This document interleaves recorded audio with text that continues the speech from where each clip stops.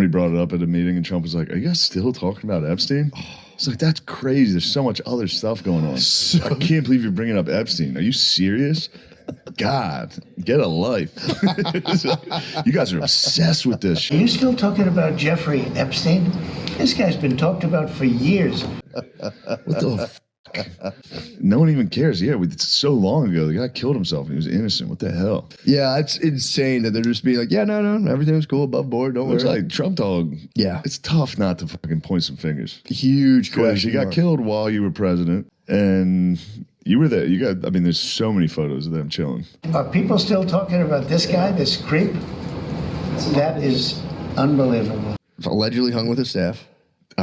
Yeah. Allegedly hung with his staff. The cope on Trump's innocent. The cope is fucking pretty intense. I mean, I can't believe you're asking a question on Epstein at a time like this. All right, guys, so be watching 2lazy2try's The Epstein Files cover-up is a complete embarrassment. Super on point. The Epstein Files are the talk of the town right now. Even the president right now, the president Donald Trump is trying to give us the old Men in Black, that thing that makes you forget about shit, right? And it's not going so well because even he can't stop talking about it, which is stupid and ridiculous. Aside from that, and now there are some people that seem like they don't want that aura anymore, right? They don't want to be affiliated with him anymore. Even Joe Rogan apparently is not too happy with Trump, Andrew Schulz. But anyways, let's watch this video because I thought it was very interesting, right? Let's start it. Somebody brought it up at a meeting, and Trump was like, "Are you guys still talking about Epstein?" It's like, that's crazy. There's so much other stuff going on. I can't believe you're bringing up Epstein. Are you serious? God, get a life.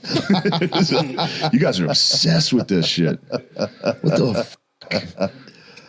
No one even cares. Yeah, it's so long ago. The guy killed himself and he was innocent. What the hell? Yeah, it's insane that they're just being like, yeah, no, everything's cool, above board, don't worry. It's like Trump dog. Yeah. It's tough not to fucking point some fingers. But it's also very super obvious. Like, if you do your research, and there's also indicating factors that Epstein and Trump were friends for a long time. Like, did you guys not realize that since the get-go? Did you guys just kind of like didn't want to acknowledge that aspect of it? Like how the Amaga crowd likes to spin it and say, well, he was a double agent and he was trying to find a way to get Epstein, put him in jail, right? And that's one way, to spin it. I don't know what these podcasters thought. Maybe they saw numbers in it. The money was coming in. They thought this was a great idea. And then now all of a sudden they're having buyer's remorse, right? Huge question. You got killed while you were president. Yeah. And you were there. There's so many photos of them chilling. Allegedly hung with his staff. Allegedly hung with his staff. The cope on Trump's innocent. The cope is fucking pretty intense. All right, so Trump just keeps making people even more suspicious of his involvement with Epstein, and he decided to address it again to try to get people to stop talking about it, which of course just amplified it even more. And this is just getting pathetic. This seems like a Hail Mary attempt from Trump, because now not only does he claim that there's no Epstein clients or blackmail operation, but also turns out the Epstein files were just a psyop created by Hilary Clinton to try to take down Trump. What a turn of events. It's like, when in doubt, blame Obama, Hussein, Barack Obama, or Hillary, or Bill Clinton, anybody but a Republican. Anybody but them. Anybody but them, and say that they're the ones that are really trying to cover this up, But, as 2lazy2try said, it's like the guy died under your watch. And now that you're back and you hyped it up for such a long time, and then all of a sudden now it's like, stop talking about it. Please, guys, stop, let it go. Come on, this guy, he's a terrible guy, right? People thought she's trying to cover up the Epstein files, but it turns out she's the one that created them, according to Trump. Her along with Obama and the Biden administration. So I guess we got it all wrong. And they created the files to try to get Trump's fan base to turn on him. But I guess that kind of backfired because also Trump claims they forgot to actually put anything in the files to implicate him because he said they would have used it against him already if they did. So apparently they created the Epstein files to try to destroy Trump, but they didn't even put anything in there that made him look bad. And then also in the process of the Clintons trying to take down Trump with this, they accidentally implicated themselves in Epstein's operation, according to Trump. Bill Clinton. Okay, that makes it sound like you're trying to help them out now, because you're like, they tried to, but it backfired on them. wouldn't you want to just put it out there? And, if it's obvious that they created it just to get you, right? The guy who talked the most shit about like them, Hilary and her computer, or like what is it? The emails and stuff like that. And all of a sudden now he's like, well, you don't want to hurt these people. There might be some phony stuff in there. Nice guy. Got a lot of problems coming up, in my opinion, with the famous island with Jeffrey Epstein. A lot of problems. I don't know, but that island was really a cesspool. There's no question about it. Just ask Prince Andrew. He'll tell you about it. The island was an absolute cesspool. So, the Clintons are friends and he's of been yours, there right? for many times. The Clintons are friends. Well, I can't say friends, but I know You're friendly. You know them. They play at my... So you know them, but I wouldn't say they're friends. I mean, I've met them, I've hung out with them, but I mean, I didn't even know them. We were just golfing. Come on, I take pictures with everybody. You think I'm friends with everybody I take pictures with? Come on. Clubs a lot. I have clubs, and everybody likes to play. Are you saying there's a political problem for her if she runs for president? It could be a political problem. Look, he could be a political problem. Right now, he's Teflon, and right now, maybe not. But he could end up being a political problem. I want to ask one question. So Trump went from implying the Clintons are scared of the Epstein list coming out to now saying they're the ones that wrote the list. I mean, it's just hilarious. This guy gives no fucks anymore. I mean, leading up to the last election, it felt like every day someone was like, oh man, the Clintons and Bill Gates, they're really scared of Trump winning because they know Trump's going to release the files. Even Elon said this, but then he went on to claim that Trump's scared to release them because he's in there. Like, this is just such a joke. It's unbelievable at this point. It's also funny, too, because even Elon took pictures with Ghislaine and his brother, too. Elon Musk's brother, too. Well, I mean, yeah, there are photos there, but, I mean, they hardly knew each other, right? Like... assume they're all in on it. Known Epstein clients, who are obviously extremely powerful and very wealthy, are Bill Gates, Bill Clinton, and Reid Hoffman, and some others too, but those three. So, why was Reid Hoffman so intent on destroying Trump? Also, how does he know this? Was it the time when he went with Doge and just like sort of stole maybe all these documents or all these downloads? Like he just downloaded all the stuff, right? Is that how he was able to realize this or have the knowledge of it? Or does he know sort of the list because maybe he was in the list, right? But maybe he didn't do anything. I don't know. Like these are the questions that I also wonder about. I don't know. Let me know about you guys. Do you think it's because they're worried about the list coming out? Yeah, one of the reasons. Yeah. I think part of why Kamala's getting so much support is that if Trump wins, that Epstein client list is going to become public. Yes. And some of those billionaires behind Kamala are terrified of that outcome. Transparency. Transparency is coming. We had a lot of defiance, I think is the word you were looking for, from the radical left. And now they're going to panic because they don't want anybody to know who was on Epstein's island, who was a and who is probably still sitting in D.C. And the reality of the situation is this: there will be accountability, and America deserves it. We needed to know what the drones are. We needed to know that we were okay. We need to know about Epstein's island. We want to know about JFK. Speaking of which, how is it that my father can be convicted of 34 crimes, but no one on Epstein's list has even been brought to light? I'm trying to figure out how that's possible, right, folks? It's almost like they're trying to protect those pedophiles for some reason. I can't imagine why, right? Oh, wow. Look how the tables have turned, guys. And look, all these guys were talking about it for such a long time.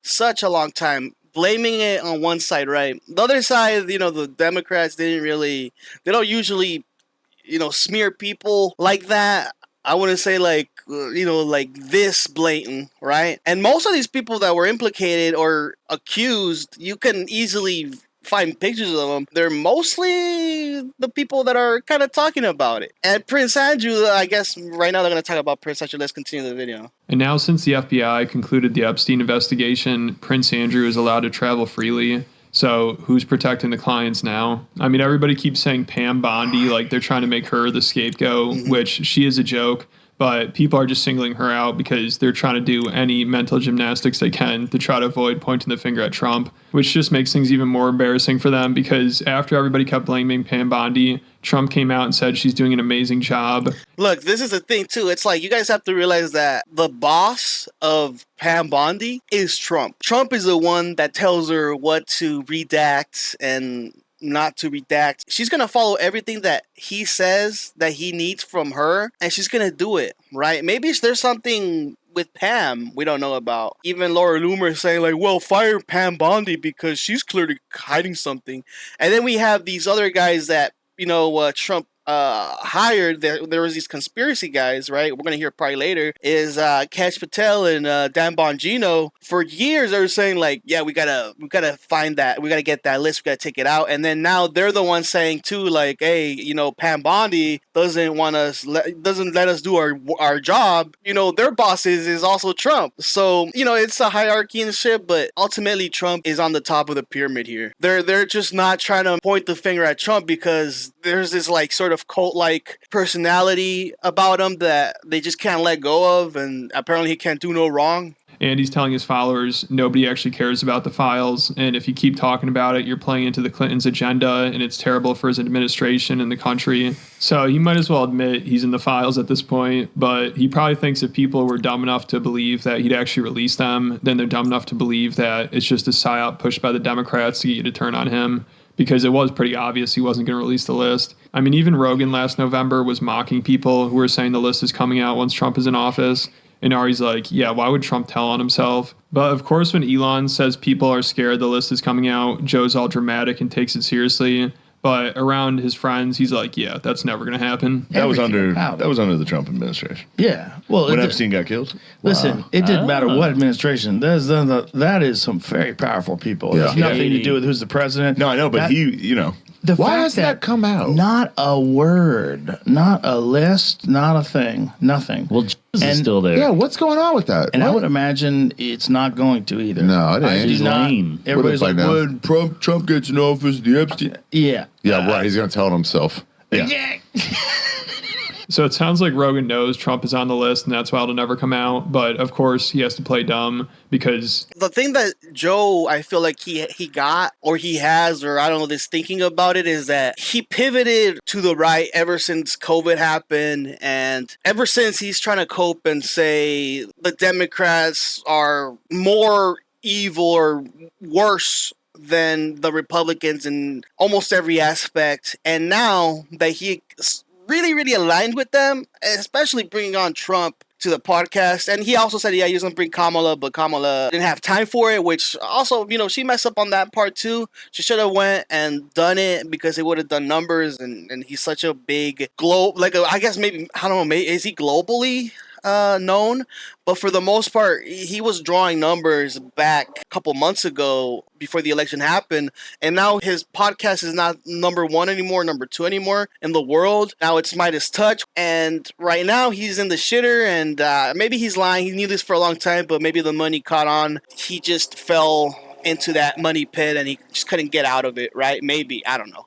Let me know what you guys think about that. Endorsed Trump. He had him on his podcast. Some people would say that's the reason why Trump won the election. So if he's the reason why an Epstein client became president and covered up the Epstein files, that would be terrible. I mean, Andrew Schulz, who also had Trump on, he's kind of grappling with this. He's having a tough time. He's starting to realize that he's just a useful idiot and Trump was telling him what he wanted to hear. And people keep messaging him saying, this is what you voted for. And you could tell it's really getting to him. He brought it up 2 different times and is like, I didn't vote for any of this. So him, Rogan, and Theo Vaughn are going to try to backtrack on their Trump endorsement, which should be hilarious. To that point, like, there'll be people that they'll DM me and be like, you see what your boy's doing? You voted for this. I'm like, I voted for none of this. But this is the thing you did. This is another thing that they, like, these people that, like, I voted for the things that I wanted him to do, but obviously I didn't want him to do all these other bad stuff. But he campaigned for the things that you're talking about, like the mass deportations that you don't like, or not releasing the Epstein files. Like, those are the things. Like, there's some things that he did say that he was going to do and not do, and doing the exact opposite. But you knew he was such a bad guy already. And then also what also confuses me about, or not really confuses me, is just kind of like in the beginning, before this whole election happened, I remember, I don't know if it was maybe Bobby Lee that asked him about it. He asked him like, hey, you don't talk about politics. Why is that? He's like, yeah, because politics sort of, it divides you, right? I think, I'm not trying to like, paraphrase here, but I think that was one of the reasons why he didn't talk about politics in the beginning before this whole election happened. And now that he got into this whole shit, he's trying to quickly pivot, and he doesn't have the flexibility like all these other political pundits that work in the media do it, like Charlie Kirk and Tim Pool, that will all of a sudden be telling everybody else like, why do you keep talking about this Epstein files, guys? Like, it's been solved, right? But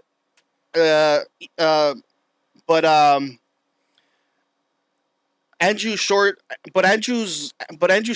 audience are not those people in Tim Pool's audience or in Charlie Kirk's audience that might say, they'll buy it from them, but Andrew Schulz, they're not gonna buy it from him like that, because they don't really eat up a lot of the politics, right? And it will backfire, and he's gonna feel he's gonna feel that weight on him, and so he's gonna try to pivot.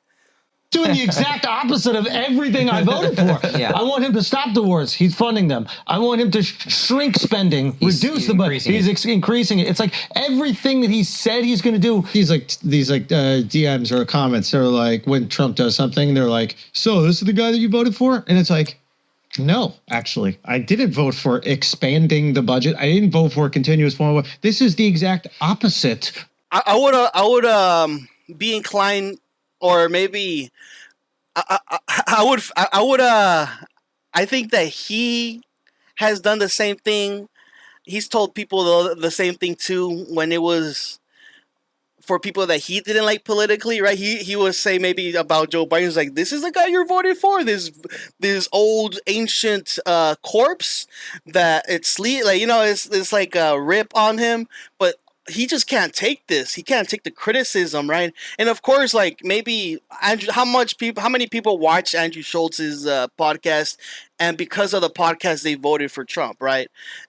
And I would say more on the side of Joe Rogan, it was more influential than Andrew Schulz, but Andrew did play part in the whole Rogan sphere, getting all these podcasters like Theo Von to showcase the candidates for the presidency, right? And now, it's blowing up in their face, and their audience are really, really mad of the things that people voted for. So, yeah, it's horrible. All that shit is horrible. His campaign worked. Yeah, and yeah, it is what it is. He's a salesman. So, no. Yes. Well, here's the thing. And also Schultz, Joe Rogan, and Theo Von, these guys are obsessed with the Epstein story. They talk about it all the time on their podcasts. But when they had Trump on, they didn't mention it once. Mm-hmm. Didn't ask him a single question about it. They didn't even ask if he'd released the files. But yeah, like they didn't push back on anything. They didn't say anything that will kind of get Trump to panic or make him think. It was such an easy interview, and it was just to glaze him up, right? No pushback whatsoever. And this is the consequence. This is your consequence. And you talk about all these other people that do it, and now that you were in the driver's seat, you didn't push back at all, right? And people notice that. People are like, dude, you're also an embarrassment too. Come on. You didn't say nothing or question him, give him any hard questions, 1 or 2 or 3 maybe. Same thing with Joe. It was all just like, all right, yeah, sure, okay, boom, like boom, next question. So that is a problem too. People probably say because Trump or his team told them not to ask that. But if that's the case, isn't that really suspicious? If he has nothing to hide, who cares if they ask about it? It happened in Texas. It just seems like a desecration, but you go ahead. Sure. First, to back up on that, in February. So we're stupid. Yeah, we're the fucking idiots, guys.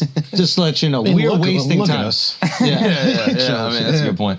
No, yeah, you guys are the idiots. You guys are. Yeah, thank you. At least you acknowledge that. Yeah. That is, like, in all seriousness, that is I think what is enraging people right now is it's insulting our intelligence. Like, obviously the intelligence community is trying to cover it up. Obviously the Trump administration is trying to cover up. Something changed because they ran on this idea of exposing it. Look, the problem is the tinfoil hats are not really fully covering up your mind. That's why they're not working. You know, that's why you got compromised. Yep. All these guys had great ideas. Take note of Futurama's, what's his name? Philip J. Fry's, how he makes it and how he puts it on his head. That will ultimately scramble the signal. Cockeyed Cash, Dan Bongino. Once you protect you are the most cockeyed person in the entire world. So all these Rogan Sphere podcasters are jumping ship, like Dave's cockeyed person in the entire Dan Bongino. Once you protect you are the most cockeyed person in the entire world. So all these Rogan Sphere podcasters are jumping ship, like Dave Smith, who voted for Trump. He said last month that he should be impeached. And now he just said the cover-up of the Epstein situation is worse than the cover-up of Biden's dementia. And then Tim Dillon, who had on JD Vance before the election, said after the Epstein fiasco, this administration might outweigh how stupid the last one was. So it's got to be getting really tough for some of these other influencers. That's also, too, look at Tim Dillon also right now. He's like, what? I mean, you know what? We should have expected this, right? But you also were in that pile of fucking garbage interviews, and you let that shit slide too. So, and now he's trying to do the same thing. He's trying to like pivot and say like, oh, this is the worst administration ever. Bro, you were glazing too, just like everybody else was, right? You saw the money come in, you saw the numbers come in, and you were all giddy. But now you see the backlash happening, and you're like, no, I wasn't trying to, have these guys, do something that I didn't want them to do. But also, you should realize that Trump is a liar, and all these guys are liars. Like, what do you call it? Habitual liars. Whose whole career is just glazing Trump, because how do you make sense of this? Like Benny Johnson, who is the biggest Trump dick rider out there, he reacted to Trump's post about the Clintons creating the files, and he didn't know what to make of it. And this guy, like, his whole job is just trying to defend Trump and kiss his ass. And even he is like, I don't know what's going on here. This makes no sense. Okay. So President Trump has acknowledged that the Epstein files exist here. President Trump has acknowledged that the file... Mind you, this guy, he's the ultimate Donald Trump dick rider, right? This guy he'll whenever he gets a chance, he'll try to just give Trump a nice little tuggy, right?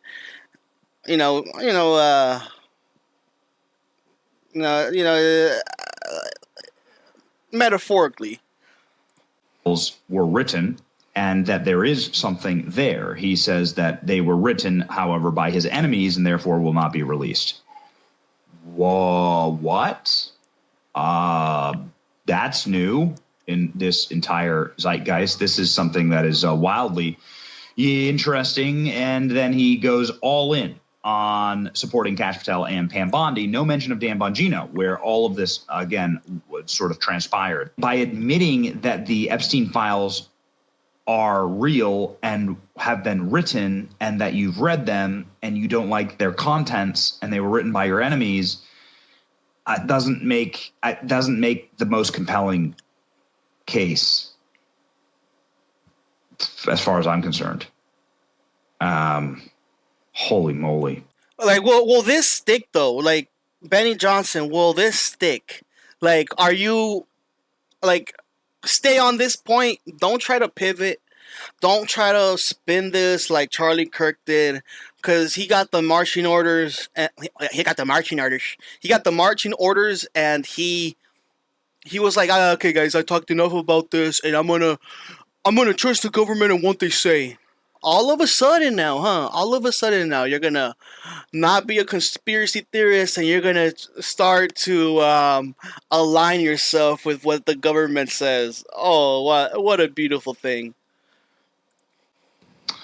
And Trump didn't mention Dan Bongino because he reportedly went rogue and had a shouting match with Trump's chief of staff and Pam Bondi, and then skipped work on Friday and now is threatening to resign if they don't fire Pam Bondi, which it looks like Trump is choosing Bondi over him, and people are disappointed about it, but it seems like he's our best bet right now for getting any answers. If he resigns, hopefully he has enough backbone to explain what's going on. But let me know what you guys think down in the comments. And if you want to hear more about how Epstein clients have been using Joe Rogan's podcast to try to exonerate themselves and convince his audience that they're the good guys that met with Epstein, make sure you check out my Patreon. I talk a lot about that, and also who Rogan's handler is and how Tim Dillon exposed him recently. And I just posted a video about how woke AI is ruining Elon Musk's life. So he turned. So I'm going to finish this off by saying that, a complete embarrassment, a complete waste of brain cells, a complete waste of people.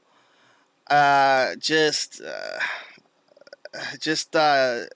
was a complete disaster, and also these guys aligned themselves with one of the biggest liars ever in political history, right? And took his word, or maybe I don't know, the base that they had, like I said, the money was coming in, and they were like, we're on the Trump train right now because we hate Biden, and we hate how the economy is going. We hate the current administration at the time, right, with Biden's administration, and now we want to see again a change because Trump did so well on his last run, right? The last 4 years that he had, which, mind you, right, he didn't take care of COVID, right? He didn't handle anything well. He put a higher deficit in the economy, and then now it's just like the complete. Now it's like the continuation of it, but without the COVID and without COVID stopping Trump from doing the things that he wanted to do originally. But I guess maybe the COVID sort of stopped him from doing it. And now that he has full reign on it and there's no sort of disasters to stop him, he is going to do whatever he wants to do. And right now there's nobody really trying to stop him because the Republicans have the House and they have the Senate and they have the presidency. So Democrats, if they ever do try to change something, they're going to need maybe 1 or 2 or 3 or 4 Republicans to side with them. And for right now, all these guys, all these Republicans, they don't want to give that up because it might make them look bad, but it already makes them look bad because they already said no. They're already stopping it from being investigated. And one of the biggest people that you sort of didn't really realize that was implicated or accused in being in the list, because you guys probably already heard, was Trump. And all those pictures he had with Jeffrey and Ghislaine and all these other stuff, right? And how, like the conspiracy of it was very old. And but they were only looking at like the side where these guys said that the Democrats were the ones really that were hiding it, because you guys didn't fail to realize that maybe some Republicans were there. The Democrats were the ones that were doing it because you guys had such a hate for them. And yeah, I don't know. Like, let me know what you guys think about this. I think the cover up, it's horrible. And these comedians are finally feeling the political backlash of supporting somebody that was a liar, and all of a sudden they're like, "Oh my God, what happened? What? Really, Trump? I can't believe you did that. I just didn't know. I didn't know you were that type of guy. That just you just don't you don't finish what you start. You don't everything you campaigned for was just to campaign. It was just for you to get votes. And we were used. Like we were a tool for you to be in power. Yeah, dummies. Maybe research it more than just having these blinders on, because you have such a hate for the left than you do for the right. Okay, and I'll let you go here, guys. Let me know what you guys think about that. This is such a talked about story, and everybody knows why. So like and subscribe, and also go watch 2lazy2try's videos, and I'll see you guys for another one. Bye bye.